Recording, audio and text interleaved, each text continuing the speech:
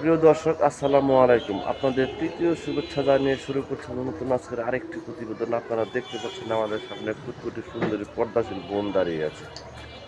আমরা আজকে বোনের বাস্তব জীবনের গল্প আপনাদের তুলে ধরবো। আসসালামু আলাইকুম আপু। ওয়ালাইকুম সালাম। ভালো আছেন আপু? ভালো আছি। নাম কি আপনার? বৃষ্টি। বৃষ্টি, এটা কি আকাশের বৃষ্টি না মনের বৃষ্টি?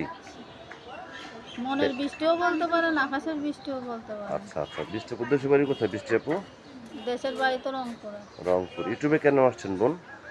ইউটিউবে আসছি, বাবা মা বয়স্ক, চলতে পারে না। আমি একলা হাতে টেইলারি কাম করি, তেমন টাকাও পাই না। ভালো একটা মানুষ পাইলে জীবন সঙ্গিনী করতে চাই। বিয়ে শাদী হয়েছে আপনার? না, বিয়ে শাদী হয়নি। বয়স চলো কত আপনার? 18 বছর হয়েছে। বিয়ে শাদীর প্রস্তাব আসে না? আসে, এখন বাবা মা আছে বয়স্ক, যৌতুক চায়? যৌতুক চায়, টাকার অভাবে দিতে পারি না। টাকার অভাবে বিয়ে শাদী হয় না, যৌতুকের অভাবে। তো এখন দেশ বিদেশ থেকে অনেক ব্যক্তি আপনাকে ফোন দেবে, ঠিক মতো কথাবার্তা বলবেন তো বোন?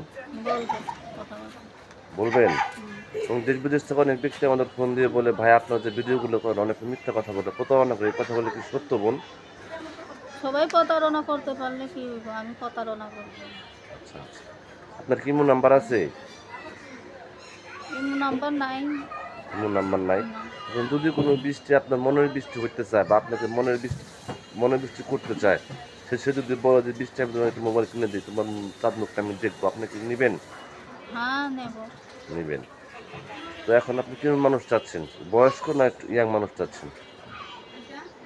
যে দায়িত্ব নিতে পারবে, বয়স্ক হইলেও সমস্যা নেই। বয়স্ক হলেও সমস্যা নেই। আচ্ছা আচ্ছা, তো প্রিয় দর্শক, এই বৃষ্টিপুর কথাগুলো শুনলেন। বৃষ্টিপুর রংপুরের গৃহস্থ ঘরের মেয়ে, তৃপ্তদান আসতেছেন মনে মানুষের জন্য। খুব কষ্ট করে দেওয়ালে পিঠটা ঠিক আছে বোধহয় উনি তৃপ্তদান আসতে উনি জানতে পারছেন তৃপ্তদানের মনে মানুষ পাওয়া যায়। যদি কোনো ব্যক্তি আপুকে ভালোবেসে কাছে পেতে চান বা আপুর চাঁদ মুখখানা দেখতে চান, আপুর নাম্বারটি হচ্ছে 01333484 নাম্বারটা আমি আবারও বলছি, 01333484 এই নাম্বারে যোগাযোগ করতে পারবেন। প্রেম, ভালোবাসা, সাহায্য, সহযোগিতা যে যেটা কিন্তু সেটা আপনাদের একান্ত ব্যক্তিগত ব্যাপার। বেশি বেশি করে নামাজ পড়েন এবং বেশি বেশি করে দেশটাকে ভালোবাসেন। ভালো থাকেন। আসসালামু আলাইকুম।